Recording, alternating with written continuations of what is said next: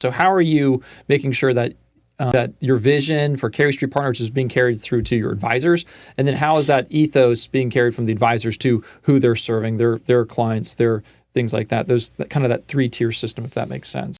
Yeah, oh yeah. I wake up at 3 a.m. thinking about these things. It's such a great point. When I mentioned earlier in the conversation that with the level of consolidation and the pace of growth that's happening in the firm right now, what's driven a lot of this is, if you go back 15 years ago, et cetera, a lot of the advisors now that have independent practices were at wirehouses. They were at large banks, et cetera.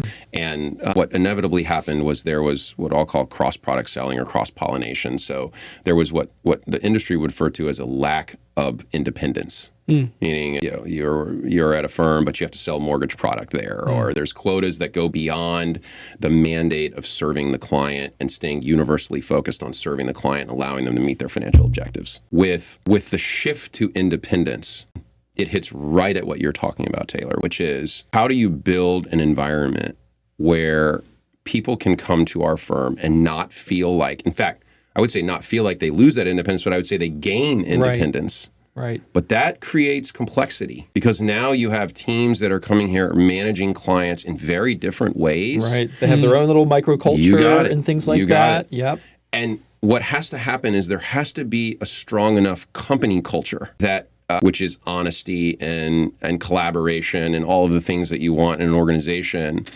it will break. There's no culture that will solve that because it takes both sides, right? It's again, not mutually exclusive. You really need both the team and the firm to be in alignment.